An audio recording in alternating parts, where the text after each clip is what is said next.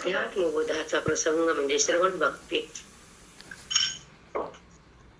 ज्या श्रवणामध्ये ज्या बुद्धीला भगवंताच्या प्रेमामध्ये बुडायचं असतं ते श्रवण, ते अध्यात्म चिंतन आणि ज्या बुद्धीचा भगवंताशी मिलन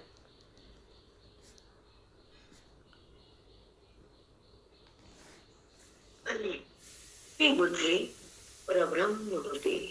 तर कशी होती काय नाही तेव्हा दाट कळतात किंवा जीवात्मा ती बुद्धी, परमात्मा ती सद्बुद्धी, अनात्मा देहबुद्धी आणि सर्वात्मा आत्मबुद्धी. अशा नाना बुद्ध्या आहेत. आयुष्यमान भव.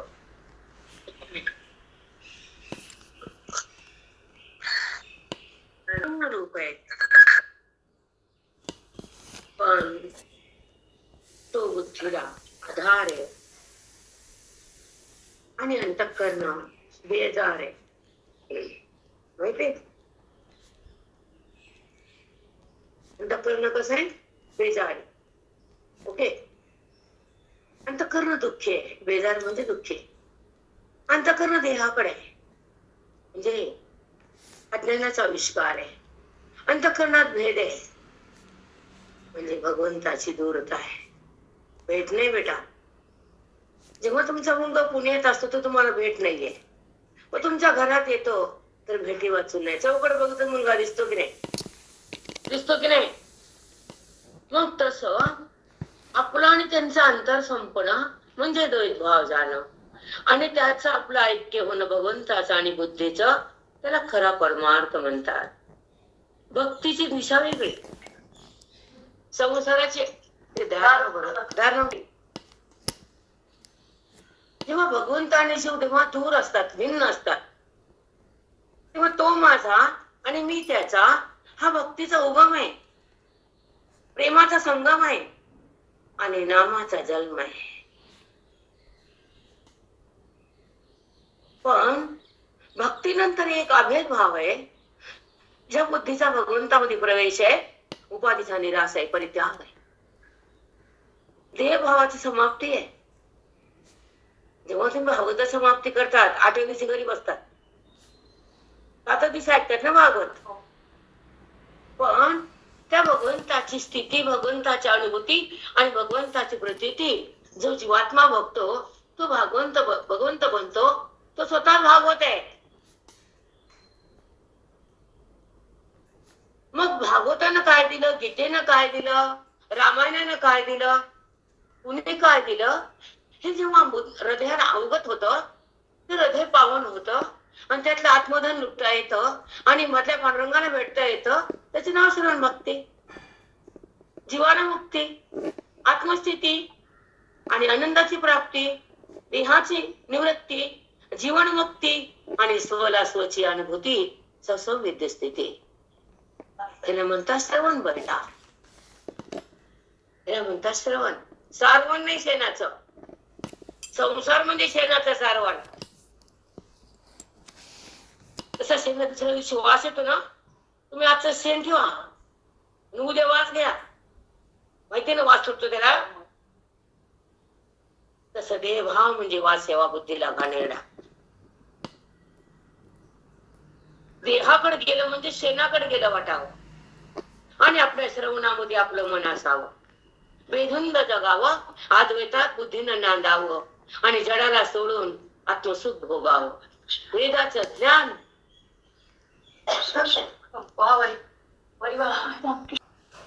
आणि भगवंताला बुद्धीनं सहज भेटता येत नसतं.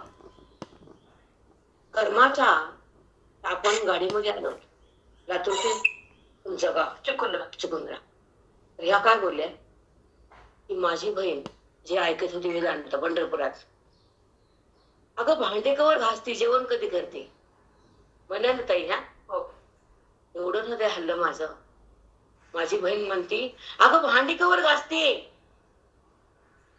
आणि जेवण कवर जेवती त्या भांड्यात. अंतःकरणाच्या भांड्यात आत्मस्वरूपाचं जेवण म्हणजे मुक्तीला भोगणं आणि अंतःकरणाचा कर्म, वासना धुणं, भेद धुणं, त्याला म्हणते भांडे घासणं. अंतःकरणात दोष आहेत. मल नावाचा दोष, पाप नावाचा दोष, द्वेष नावाचा दोष, अहंकार नावाचा दोष आणि दुसऱ्याला टच बोलण्याचा दोष. हे घाण मन असतं. पण तुम्हाला सुद्धा ते छान वाटतं. काही छान नसतं, काहीच नाही. पहिले एक धर्म पाळ्या शब्दाला लोकांना दुखवणं, मोठ्या माणसाचा आदर करणं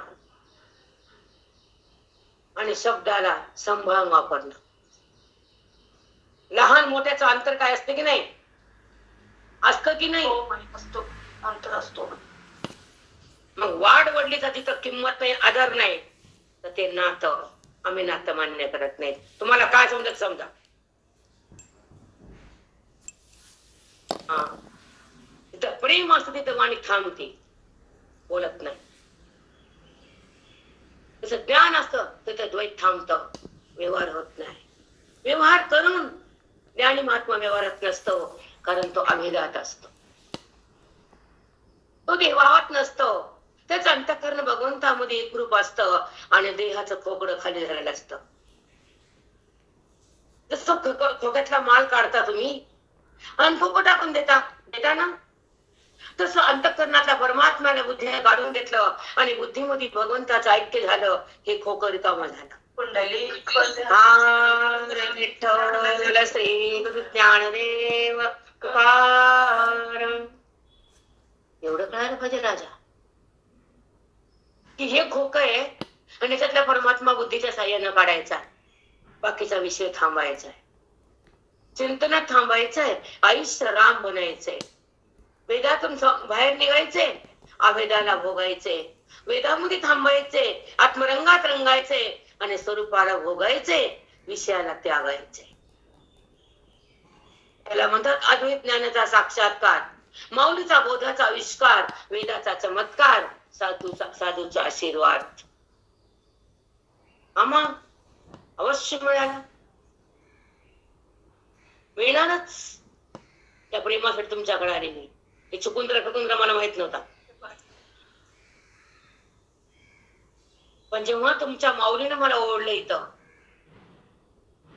मी सहज पुढे जायला रिकाम टेकडे दिसत नाही. तर मला जरी तुमचा बघण्याचं ठिकाण जरी असलं ना, तर कुणाकडे का जाते, तर भगवंत नेतो.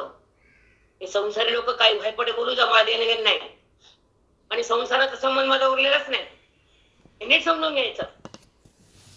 मी तुमची आहे आणि तुमच्यासाठी आहे आणि पुन्हा पुन्हा येणार आहे तुमच्या घरात. कारण माझं आयुष्य संसाराचं संपलेलं आहे. हे नीट समजावून घ्या सगळ्या लोकांना आणि मग तोंड उघडायचं. माझं आयुष्य, माझे श्वास, माझे अंतःकरण त्या माऊलीसाठी अर्पण आहे आणि साधकासाठी मी आहे. साधक माझा प्राण आहे.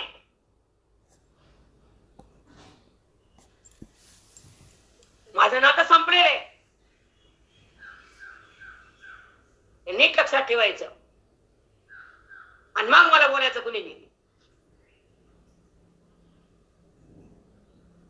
वाणीतून काय निघतंय, माऊली कशी प्रगट होती, वेद कसा अंतरंगात खेळतो, ज्ञानाचा सुगंध कसा दरवळतो, जगत भाव कसा संपतो, अद्वैताचा रस कसा वाणीतून सरस्वती माता काढती आणि अनुभूती कशी जग साधकाला येते.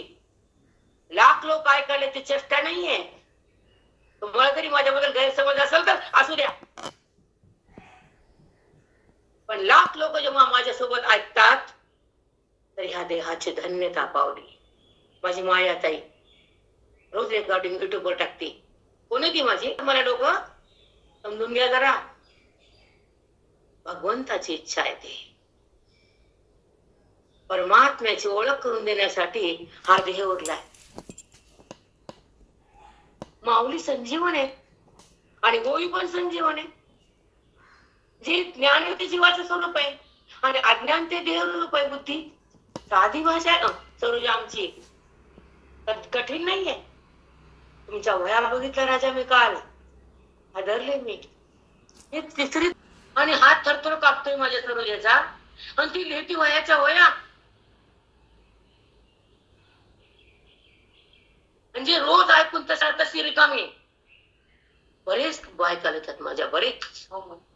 पण तुमचं नवल काय झालं, कारण तुमचा हात थरथरतोय. मी बघितलं पंढरपूरच्या वाटेला प्रवासात येतात, हे लक्षात ठेवा. ज्या पुण्यवंताकडे मला भगवंत पाठवतो आणि ज्ञानाची मिठी बुद्धीला घालून देतो आणि त्याच्या घरातल्या कुलाला मुक्त करतो, हे आमचं व्यासपीठ आहे. ज्या भूमीत अद्वैताचं सत्र होतं, अमृत पडतं, ती वास्तुदेवता, ते कुलदेवता, ग्रामदेवता, इष्ट देवता सगळ्या प्रसन्न होतात आणि पितर मुक्त होतात. तुमचे माता पिता, तुमचे पूर्वज या पुण्यानं गतीला लागतात. हे वेदांत आहे. इथं पैशाचा पाऊस नाहीये, मार्केट नाही आमच्याकडे पैशाचं. आमच्याकडे अद्वैत साक्षात्काराचं आत्मदर्शन करून देणारे माऊलीचं चिंतन आहे. वेद हा आरसा आहे, त्याच्यामध्ये आम्हाला रूप दाखवता येतं, पाहता पण येतं. आरसा आहे वेद. जसं आपलं मुख आपण आरसात पाहतो आणि आत्मारामानं बघतो आणि आत्माराम होतो, कारण आमचं रूपच आत्माराम आहे. आमचा देह नाहीये, पण काहीतरी अडथळा येतो आणि त्या देहाला माझं मन वाटतं. पण तोही भाव पुन्हा संपतो, कारण परमात्मा त्या जीवाला आपलंसं करतो आणि बुद्धीला ब्रह्मरूपता करून देतो. हे संतांचं नातं आज तुम्ही आम्हाला भेटलंय. त्या सतसंगतीमध्ये जी बुद्धी भगवंता बळकडे आकर्षित होती, देहाचा संबंध सोडून देती आणि अंतःकरणातलं अज्ञान फाडून टाकती, ती बुद्धी आत्मरसात येते. आत्मरस म्हणजे गीता, आत्मरस म्हणजे ज्ञानेश्वरी आणि आत्मरस म्हणजे आतला असल्या भगवंत तुमच्या आतच येतो. बाहेर जेव्हा दिसतं तर त्याने साकार रूप घेतलेले, आत असतं तर निरुपाधिक असतो. निरुपाधिक हा तुमच्या संबंधात असतो, पण तुमचा देहाचा संबंध असतो. म्हणून तुमची वृत्ती खऱ्या भगवंताला बघत नाही, म्हणून तुमचा अहंकार संपत नाही. हा, वाणी तुमच्या हातात उरत नाही आणि शब्द तुमच्या भोवती राहतात आणि चौकटचा परमात्मा तुम्हाला बघता येत नाही, कारण अनुभवात तुम्हाला जगता येत नाही, देहभावातून निघता येत नाही, ओवीचा भावार्थ जगता येत नाही आणि मी कोण हे समजत नाही. म्हणून तर अवेश प्रगट होतो आपला. तुम्ही असो या आम्ही असो, पण अद्वैत साक्षात्कारामध्ये आणि संतांच्या संगतीमध्ये, वेदाच्या बोधामध्ये मन तृप्त होतं, अज्ञान भस्म होतं आणि आत्मदर्शन होतं आणि बुद्धीला राम रूप प्राप्त होतं. परभणीपासून तुमचं हे गाव 9 ते 10 किलो घंटे लागते द्यायला, आहे ना. आणि मी यांना म्हणायची, मथुराबाई पण म्हणायच्या, असाल मोक्षाचं वाण तुमच्या हातात आलं, ब्रह्मज्ञान तुमच्या हृदयात विराजमान झालं आणि पांडुरंगाचं दर्शन आज तुम्हाला बुद्धीच्या साह्यानं करता आलं. त्याला ब्रह्मसत्र म्हणतात. वेदांत शास्त्र म्हणजे काय, अध्यात्म म्हणजे काय, भक्तिशास्त्र म्हणजे काय, कर्मशास्त्र म्हणजे काय, जन्म म्हणजे काय, मृत्यू म्हणजे काय, माया म्हणजे काय, अविद्या म्हणजे काय, हे भेटतो. कशाला म्हणतात अविद्या, कशाला म्हणतात वासना, कशाला म्हणतात, वृत्ती उत्पन्न होती ती कशी होती आणि कुठून होती आणि कुठं जाती, काहीतरी माहिती आपल्याला. वृत्ती म्हणजे मन उत्थान पावतं, पुन्हा वापस येतं, पुन्हा विषय ज्ञान देतं, पुन्हा आपल्या व्यवहारात जातं आणि व्यवहारात चिटकतं, अज्ञानात भटकतं, विषयात अटकतं आणि ते पुन्हा ह्या वृत्ती लोकात लटकतं. अटकतं नंतर लटकतंय. शब्द नीट समजावून घेत जा. ज्ञानाची गंगा तुमच्या घरात आली आज, आली की नाही. मी ह्यांना म्हणायची, ह्याला कोण म्हणायची, मी तिकडे कोण जा. आज यांचा डॉक्टर मुलगा आहे, भ्याव पापाटा काढावा दोषाला, सोडावं देहाला, भेटावा पांडुरंगाला आणि त्या अलिंगन द्यावं आत्मस्वरूपाला बुद्धीच्या द्वारे. हे प्रपंचात किती रमायचं, किती देहाला माझं म्हणायचं, किती अशुद्ध करायचं. देहाला माझं म्हणणं की अशुद्ध भाव आहे, कर्मात मन आलं की विकार भाव आहे जगताला भाव बघितलं की ब्रह्मभाव आहे आणि परमात्म्याला जाणलं की आत्मभाव आहे.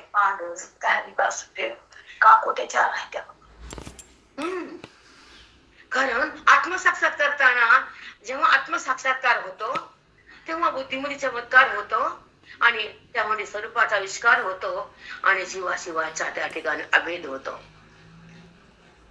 ते क्षण आनंदाचा आम्ही त्या श्रवणातला असतो. महात्म्याचं दर्शन आणि महात्मा म्हणजे माऊली आम्ही नाही.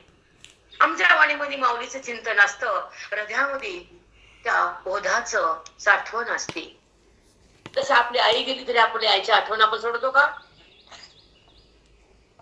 प्रेम भावाचं प्रेम संपत का? सांगा. प्रेमाला उपमास नाहीये. प्रेम म्हणजेच ईश्वर आहे. प्रेम म्हणजे आनंद आहे आणि प्रेम म्हणजे सुख आहे आणि सुख म्हणजे आत्मरूप आहे आणि तो त्यामध्ये जर आपण प्रेमाचा व्यवहार करतो तर भगवंताच्या रूपामध्ये असतो. व्यवहार करून अव्यवहार होतो हे आम्हाला सांगावं लागतं वारंवार. बरोबर आहे ना? जे प्रेम म्हणजेच सुख आहे आणि सुख म्हणजे अद्वैताचं रूप आहे आणि अद्वैत म्हणजे खरा पांडुरंग आहे, निरुपाधिक आहे. त्या निरुपाधिकाचं वर्णना सांगायचं. उपाधी म्हणजे सोपाधी.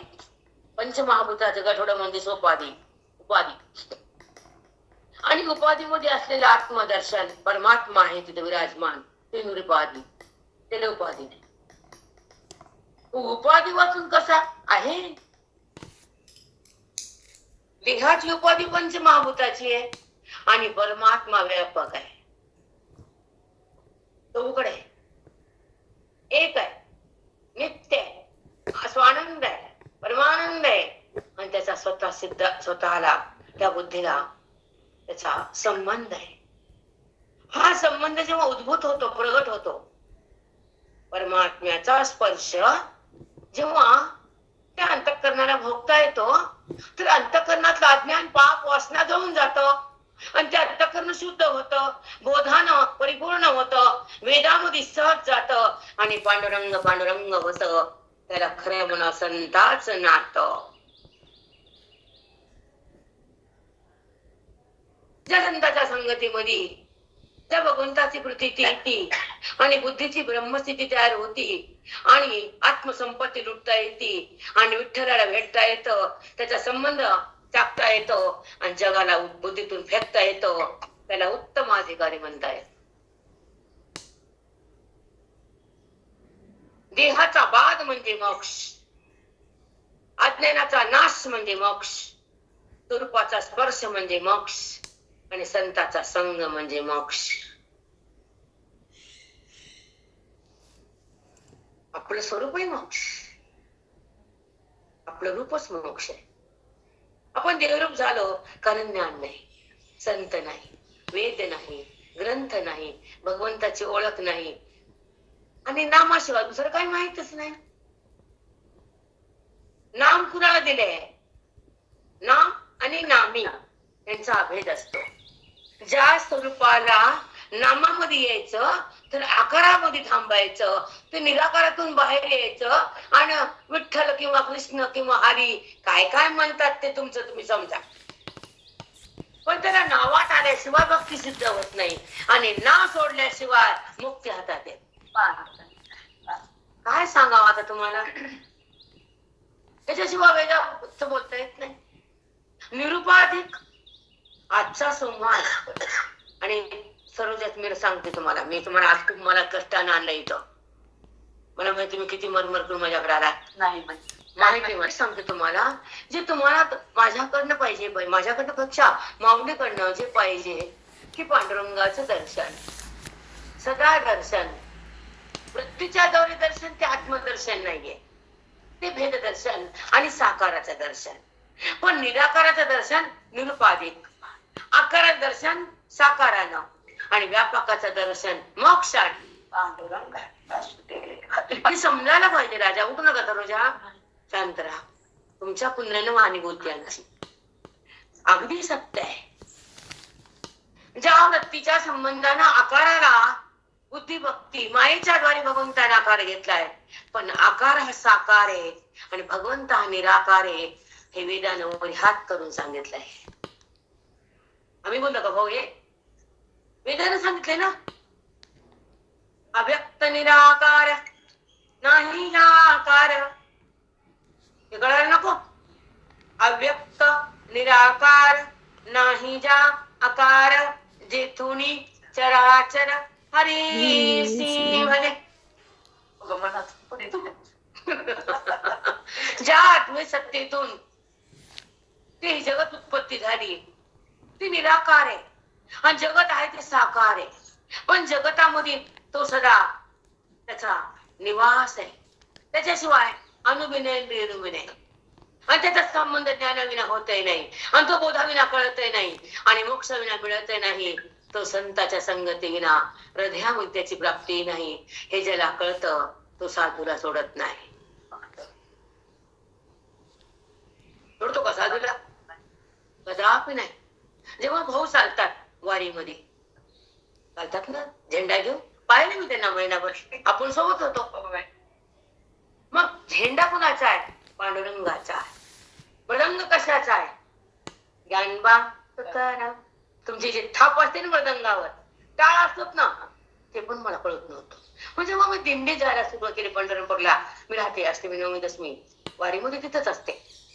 मग त्या मृदंगाच्या दिंड्याच्या पावल्या पांडुरंगाच्या धरणीवर लाखो लोक वारकरीची पावले पडतात. एकाचे नाही, लाखो पावलं. आणि त्या पावलामध्ये पांडुरंगाचा प्रेम आणि पांडुरंगाची आवड, पांडुरंगाचं नाम, पांडुरंगाचं ध्यान, त्याला बघण्याची ओढ असते हृदयाला. त्याचं नाव वारकरी. पण त्याला जाणण्याची ओढ असते, तो वारकरीच्या पुढे, तो अज्ञानाला वारकरी,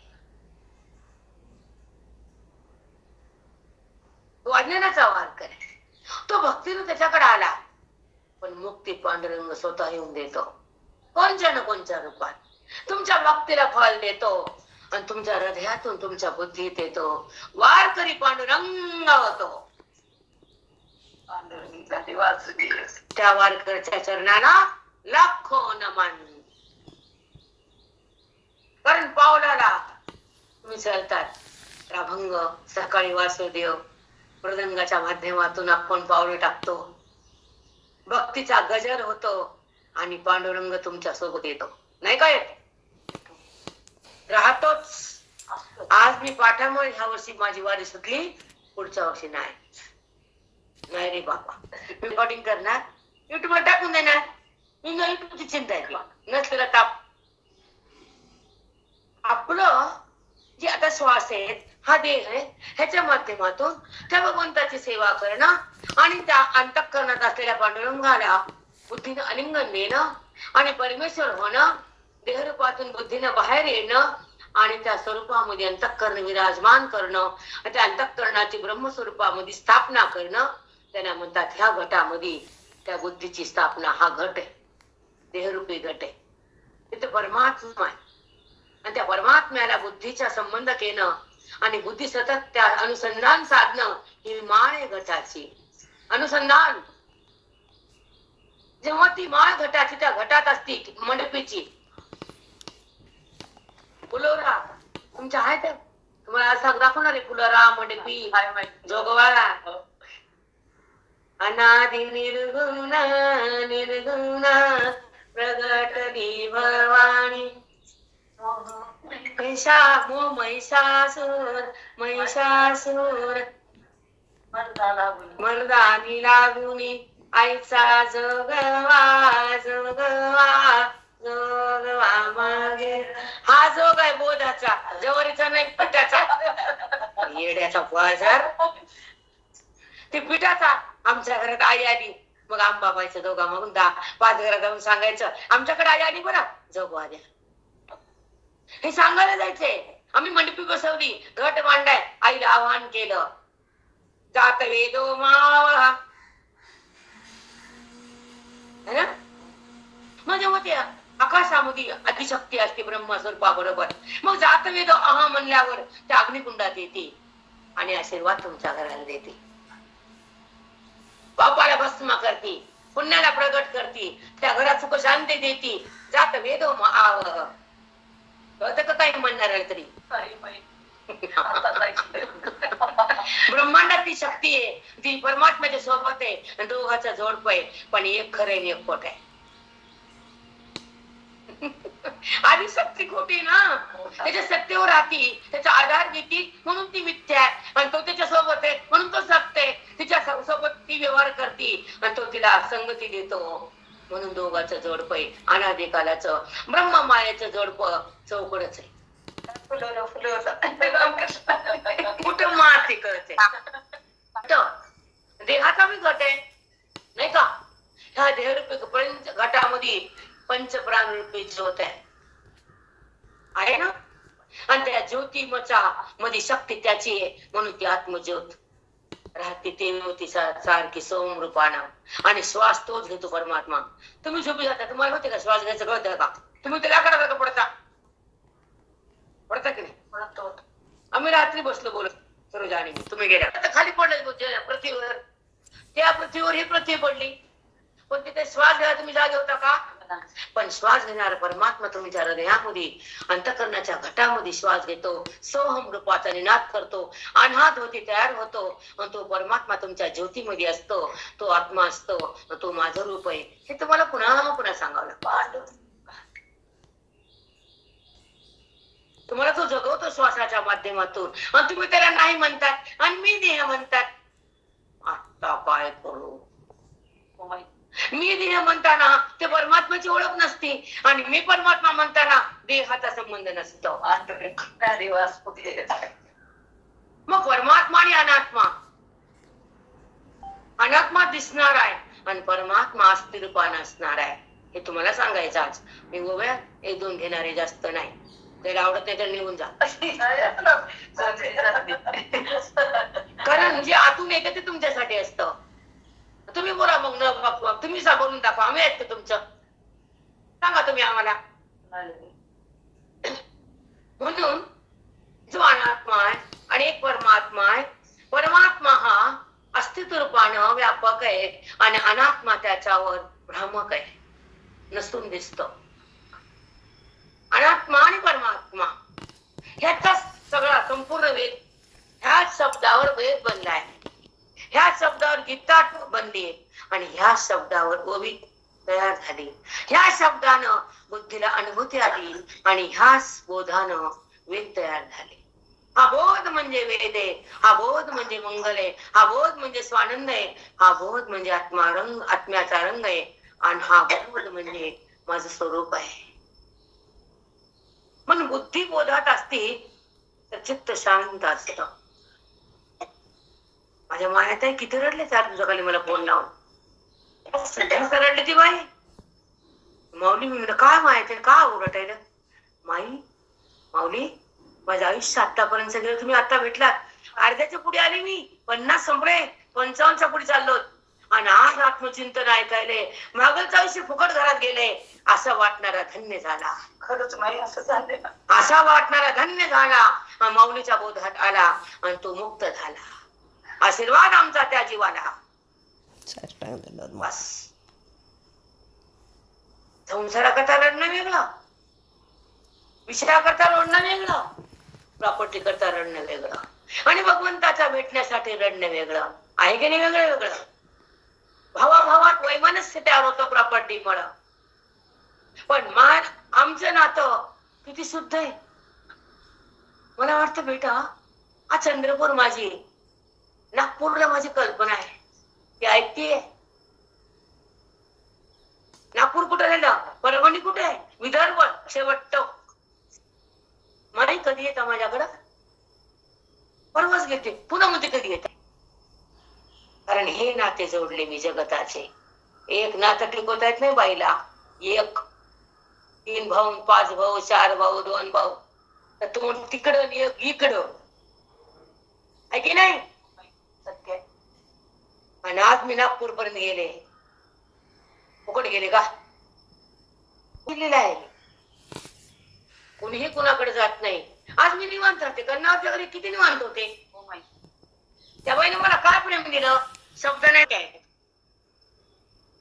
बस मला हे सांगायचं होतं आज. अर्थ आहे परम अर्थ. तिथे नाही स्वार्थ, तिथं पैसा, तिथं अनर्थ, तिथं वेद, तिथं ब्रह्मरस आहे, तिथं आत्मकल्याण आहे, तिथं बुद्धीला भगवंताचं भान आहे, तिथं अज्ञानाची घाण राहत नाही. तिथं मार्केट आहे, तिथं अज्ञान वाढतं. नाही का वाढत? जगातलं बोलते, एकाचं नाही. जगाची तरी ते कलियुग आहे आणि त्याला चांगलं म्हणणार हे तुमचे लोक आहेत. म्हणा की आमचं काय चाललं, आमचं काही जात नाही. मार्केट मध्ये राहा आणि मार्केट करा. बरोबर आहे ना? आम्हाला देणे की नाही, पण तो बघणार आहे, तो माफ करत नाही. बरोबर, तो माफ नाही, त्याला सगळं कळतं आणि तो त्याचं फळ देतोच. ते त्याची सत्ता, त्याचा व्यवहार आहे, तिकडे बघायचं नाही. आपलं चिंतन ओवीचं. आता दुपारी बसू 2 तास. ओके. वस्तू प्रभाव, वस्तू स्वभाव. तरी बाप वस्तू स्वभाव, आहे तव तव गोंडे धाव.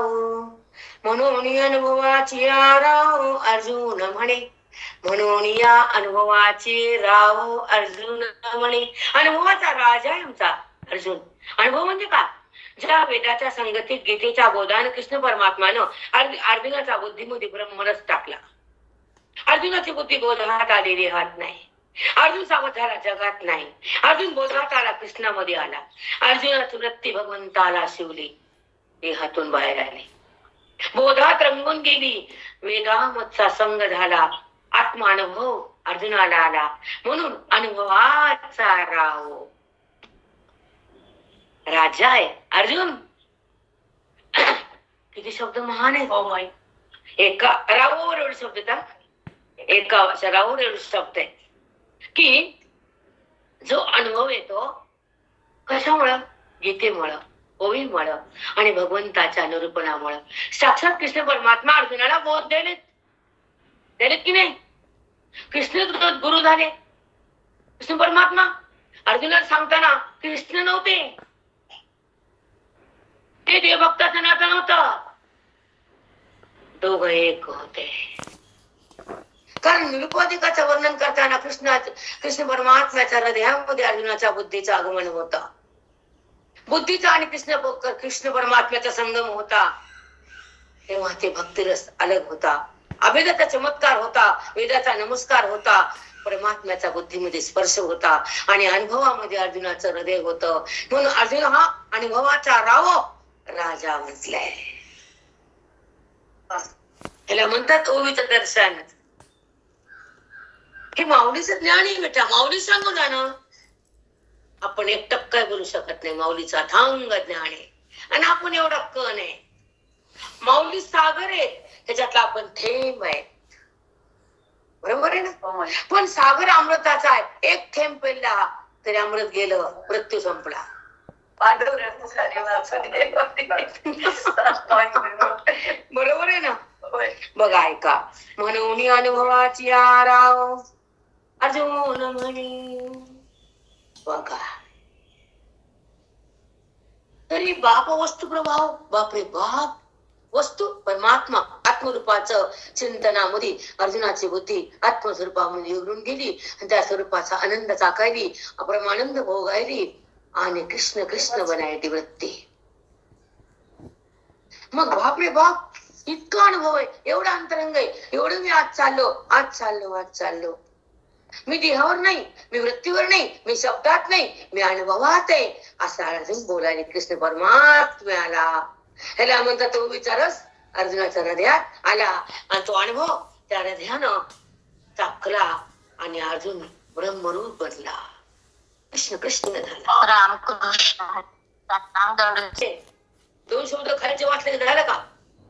ह्याच चिंतनात यावं, बुद्धीने हे व्हावं, अशा रसात जावं, आत्मरंगात रंगावं आणि वेदाचा संग करावा आणि ईश्वराचा स्पर्श भोगावा, अभेदात रमावं आणि भेदाला सोडून जगावं. भेदाला सोडावं. भेद म्हणजे जगत, भेद म्हणजे देह, भेद म्हणजे वृत्ती, भेद म्हणजे विषय, भेद म्हणजे नातं, भेद म्हणजे हे संपत्ती, प्रॉपर्टी. दृश्य पदार्थ. जगत म्हणजे भेद, जगदीश्वर म्हणजे अभेद. आणि हे कळत असतं, अवगत होत असतं. चिंतन करताना करताना चित्त चिन्मय होत असतं, हृदय पांडुरंगाचं होत असतं, हृदयामध्ये पांडुरंग प्रगटत असतो. तेव्हा देहाचा संबंध नसतो, तिथं फक्त बोधाचा चमत्कार असतो, ऐक्याचा आशीर्वाद असतो आणि त्या स्तोचा तिथं स्पर्श असतो. त्या जीवात्म्याला तो परमात्मा बनतो. तो ईश्वराचा एकरूपतेत असतो.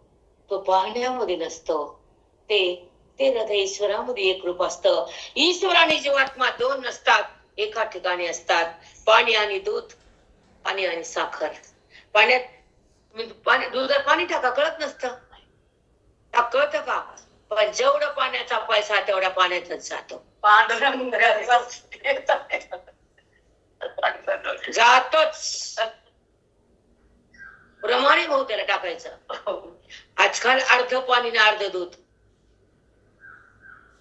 व्यवहार आहे, मला सांगायचं नाही, पण चलता चलता बोलावं लागतं. पाण्याचा पैसा पाण्यातच, तस मन भगवंतातच. तुम्हाला सांगा का, तुम्ही शेतकरी लोक, दूध पित सगळं तुम्हाला माहिती, म्हणून पाणी कमी टाका. त्याचा पैसा प्रमाणात घ्या, जेवढा खर्च तेवढा मुनाफा, मोजूनच. शोषण नको. असं खूप प्रकार आहे, दूधच नाही, खूप प्रकार असेच आहेत. मेडिकल 10 रुपयाचे, 100 रुपये. काय काय सांगा आता, कमी सांगायला बसले काही तर, पण प्रमाण असावं. तो पैसा टिकतो, तो आशीर्वाद लागतो, संसार सुखाचा होतो, परमात्म्याचा आशीर्वाद येतो. आणि तो ती बुद्धी भगवंतात राहते, देहातून भिन्न होते. सत्कर्म आहे ना, कर्म पण छान पाहिजे, आचरण पण छान पाहिजे, भगवंताचं भान पण पाहिजे, आणि देहाचं भान संपलं पाहिजे. आलं ज्ञान, येतं की नाही? ज्ञान सुटतच नसतं आणि अज्ञान तुटतच नसतं. लोक सुटतं का ते माझं ते माझं, किती त्रास आहे त्या अज्ञानामुळं. बाप्पा बाप्पा,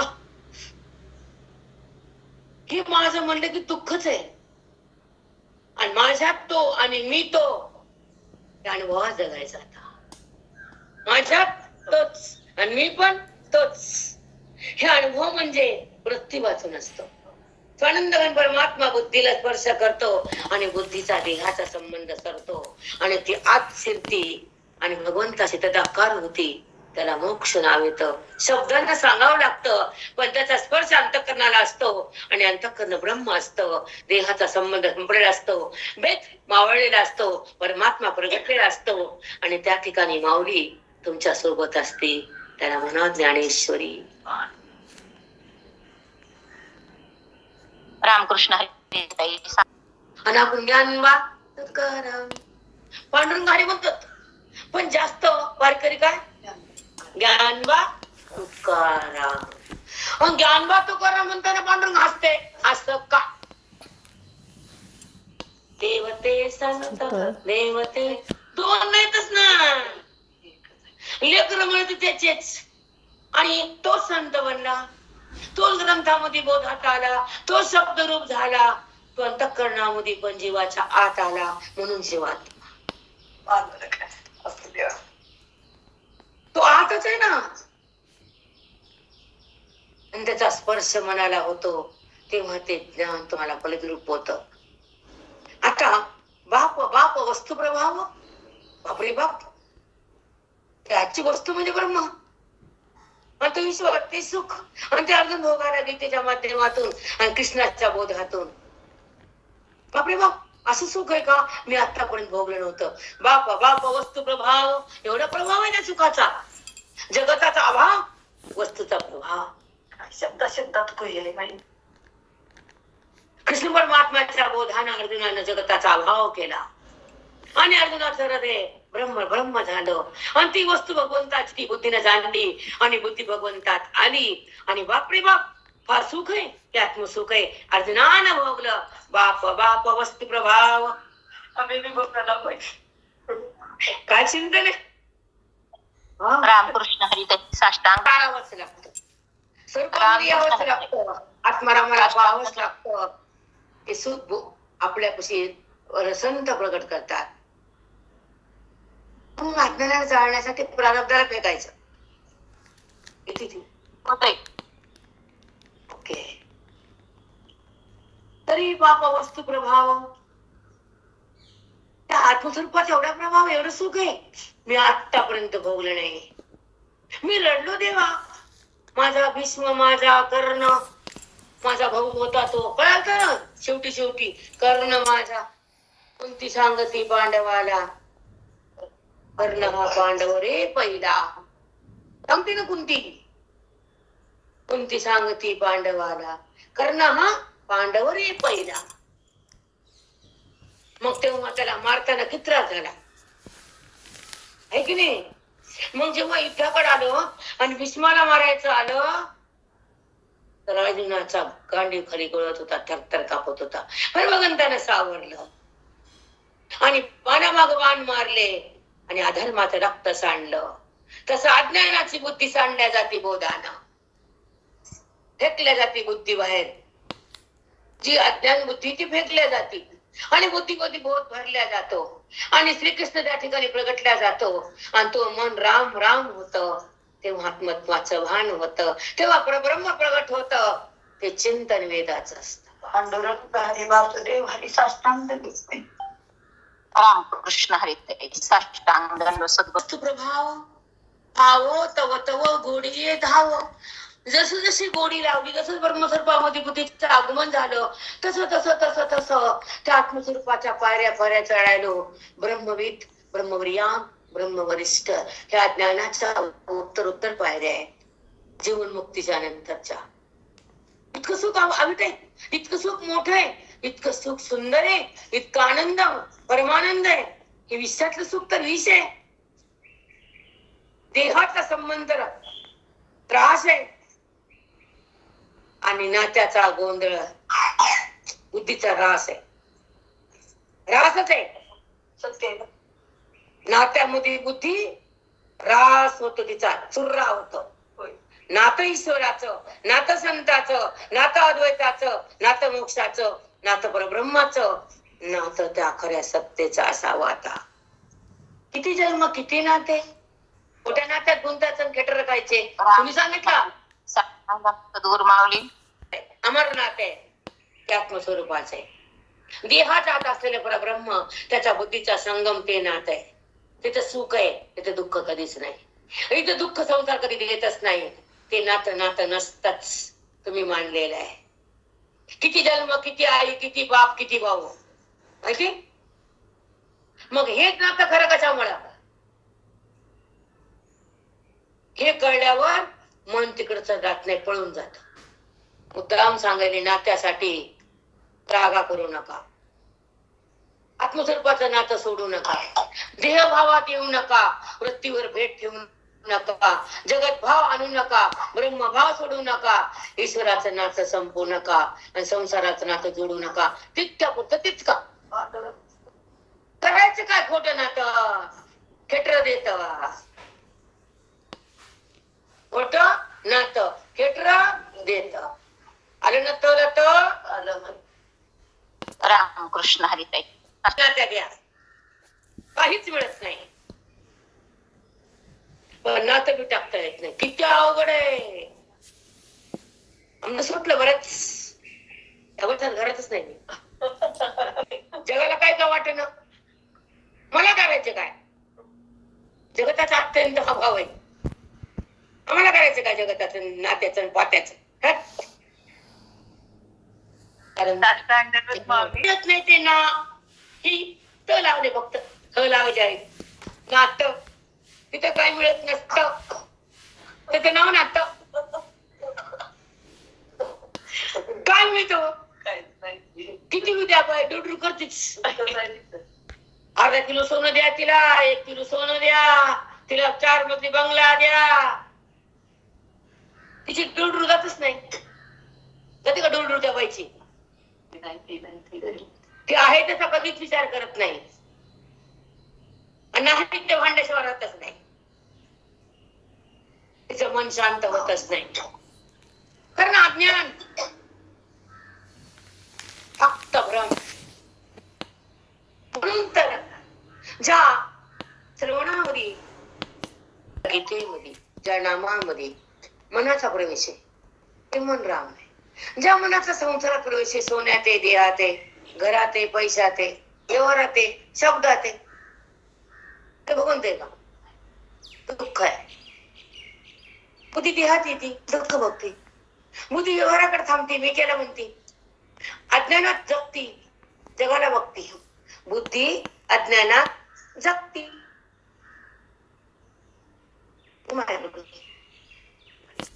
प्रभाव फावे तव तव गोडी हाव हो म्हणजे त्यात थांबली होते. त्या गोडीमध्ये आली.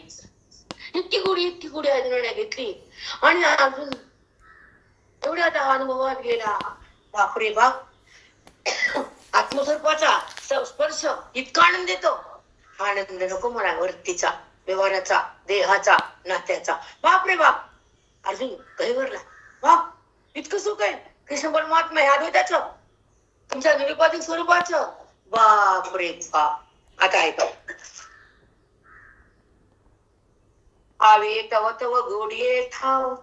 जसं जसं आत्मस्वरूप बघलं तशी तशी त्याची गोडी वाढली. तसा तसा अर्जुन त्या गोडीमध्ये आणि आनंदामध्ये विघरून गेला. अर्जुनाची बुद्धी अर्जुन नाही, गड्याचा पाहणार सगळा. म्हणून अनुभवाच्या राव अर्जुन म्हणे, अनुभवाचा राजा म्हणला. आणि अर्जुन म्हणला बापरे बाप, त्या आत्मसुखात एवढी गोडी आहे, मला इथून निघायचं नाही, आत्मसुख सोडायचं नाही, देहावर यायचं नाही, कृष्णाच्या गोदातून निघायचं नाही, मला कृष्ण कृष्ण व्हायचं. आपण थांबू, टाइम झालाय, सकाळचे काम असतात आणि एकच उभी झाली आहे, मला उभीच देणे घेणे नाही. ओके, आता आपण थांबूया आणि श्री गुरु ज्ञानदेव तुकाराम. मी शैलाकडे गेले त्याच्या. जय हरी. गुरुमाऊलींच्या अमोघ वाणीतून जे निरूपण निघाले त्याचं आपण श्रवण केलं. ज्यांना या श्रवणातून ज्यांना सुखाची अनुभूती आली त्यांनी प्लीज प्लीज प्लीज सबस्क्राईब करा, लाईक करा. जय हरी.